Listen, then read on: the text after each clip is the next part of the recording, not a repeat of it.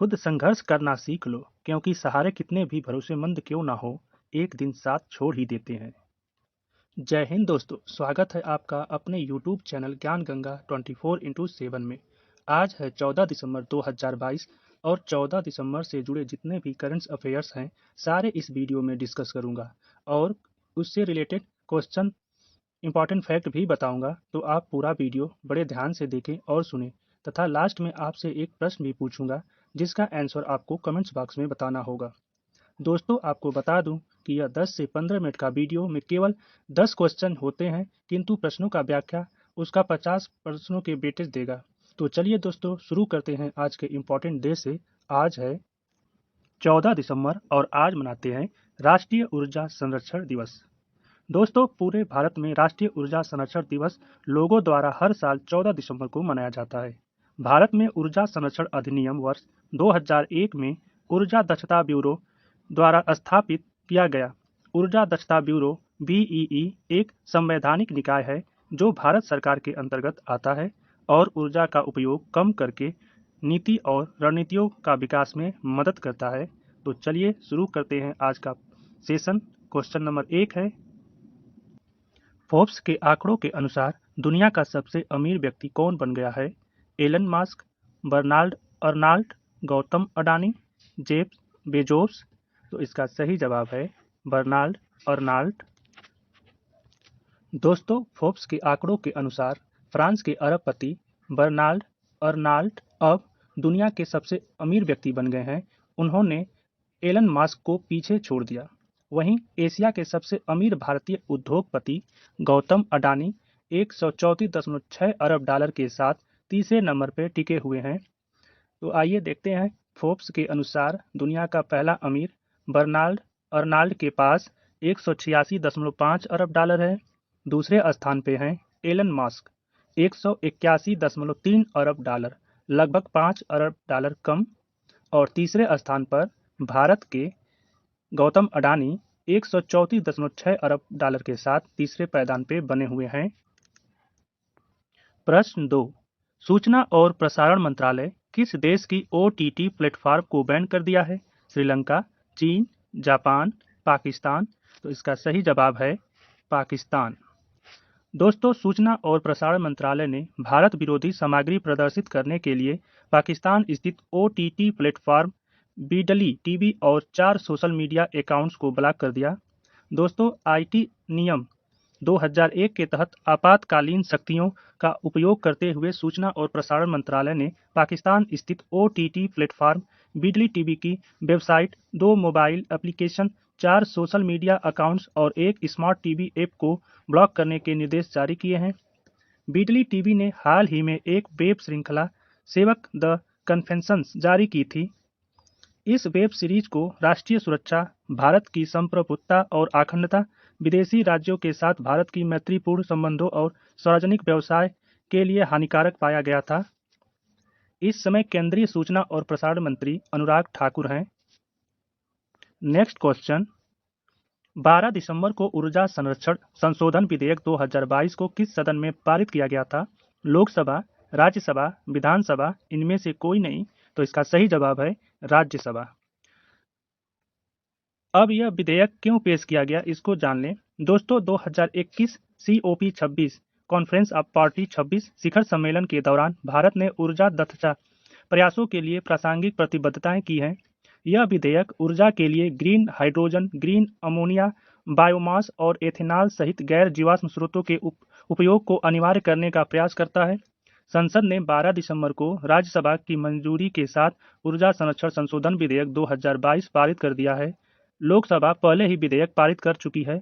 यह विधेयक 2001 के ऊर्जा संरक्षण अधिनियम में संशोधित के लिए गया था। यह ऊर्जा दक्षता और संरक्षण को बढ़ावा देगा। नवीन और नवीकरणीय ऊर्जा मंत्री राजकुमार सिंह हैं। दोस्तों, आपको बता दूं कि कोई भी विधेयक पहले लोकसभा में पारित की जाती है, वहां से पास हो जाने के बाद राज्यसभा में पारित की जाती है, और जब राज्यसभा पारित कर देगा तो राष्ट्रपति के हस्ताक्षर के बाद इसे बिल बन जाता है और यही बिल कानून का रूप ले लेता है। दोस्तों, आपसे एक रिक्वेस्ट है कि इस वीडियो को ज़्यादा से ज़्यादा लाइक और शेयर करें ताकि अन्य लोगों के पास भी पहुंच सके। और आज के वीडियो का लाइक का टारगेट रहेगा 50। इसको पहुंचाने में सहायता करें। नेक्स्ट क्वेश्चन, अरब निर्मित चंद्र अंतरिक्ष यान का सफलतापूर्वक प्रक्षेपण किस देश ने किया है? सऊदी अरब, कतर, ओमान, यूएई। तो इसका सही जवाब है यूएई। दोस्तों 11 दिसंबर को एक स्पेस एक्स फाल्कन 9 रॉकेट अरब निर्मित चंद्र अंतरिक्ष यान को अंतरिक्ष में ले गया। इसे फ्लोरिडा यूएसए के Cape Canaveral space force station से लॉन्च किया गया था। रशीद रोवर यूएई में दुबई के मोहम्मद बिन रशीद अंतरिक्ष केंद्र द्वारा बनाया गया था। यदि लैंडिंग सफल होती है तो HAKUTOR चंद्रमा पर नियंत्रित लैंडिंग करने वाला पहला व्यावसायिक अंतरिक्ष यान भी बन जाएगा। इसके रोवर का वजन सिर्फ 22 पाउंड मात्र 10 केजी है और यह लगभग 10 दिनों तक सतह पर काम करेगा। नेक्स्ट क्वेश्चन है, Kathmandu national mountain film festival का 20वां संस्करण किस देश में आयोजित किया गया? नेपाल, म्यांमार, भारत, भूटान। तो इसका आंसर होगा नेपाल। दोस्तों यह महोत्सव 8 से 12 दिसंबर तक आयोजित किया गया। सिद्धांत सिरीन द्वारा निर्देशित और निर्मित Hindi film Ayana Kathmandu international mountain film festival के 20वें संस्करण में दिखाई गई। नेपाली, कोरियाई, हिंदी, स्पेनिश, रूसी, फ्रेंच, दियोला, इटालियन और लेबनानी भाषा में यह फिल्में प्रस्तुत की गई है। इस वर्ष फिल्म फेस्टिवल की थीम सस्टेनेबल समिट है। यह फिल्म समारोह निर्देशालय और गोवा राज्य सरकार द्वारा प्रतिवर्ष आयोजित किया जाता है। इस साल यह उत्सव गोवा में 20 नवंबर से 28 नवंबर तक आयोजित किया गया था। नेक्स्ट क्वेश्चन है, G20 डेवलपमेंट वर्किंग ग्रुप के 4 दिवसीय बैठक कहाँ शुरू हुई है? मुंबई, बेंगलुरु, नई दिल्ली, चेन्नई। तो इसका सही जवाब है मुंबई। दोस्तों हाल ही में G20 की अध्यक्षता 2023 के लिए भारत करेगा। भारत की अध्यक्षता में G20 डेवलपमेंट वर्किंग ग्रुप की बैठक 13 दिसंबर को मुंबई में शुरू हुई।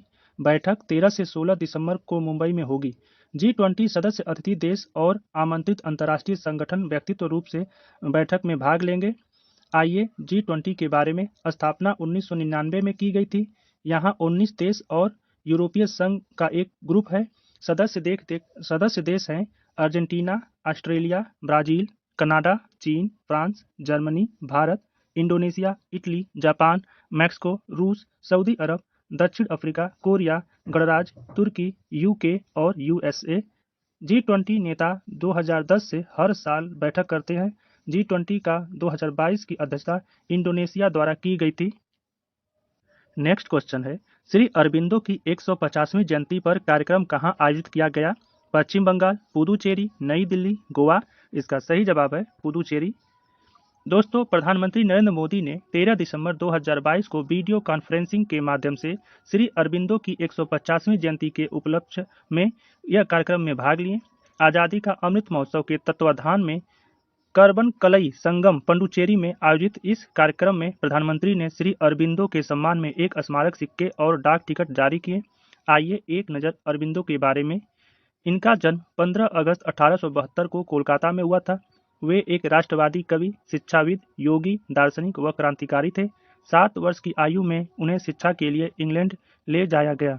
1893 में भारत लौटने पर वे एक राज्य सेवा अधिकारी बन गए। आइए एक नज़र वर्तमान में कौन क्या है चर्चा कर लिया जाए। भारत के 50वें मुख्य न्यायाधीश हैं DY चंद्रचूड़। NAI के महानिदेशक हैं दिनकर गुप्ता। मुख्य चुनाव आयुक्त राजीव कुमार। CBD के विशेष निर्देशक प्रवीण सिन्हा। 22वें विधि आयोग के अध्यक्ष ऋतुराज अवस्थी। NDRF के प्रमुख अतुल करवाल। NCB के प्रमुख SN प्रधान और OBC आयोग के अध्यक्ष हंसराज अहिर जी हैं। प्रश्न 8, नवंबर माह में शिकायत निवारण सूचकांक में प्रथम स्थान किसे हासिल हुआ है? उडाई, नीति आयोग, CBI, NDRF। तो इसका सही जवाब है उडाई।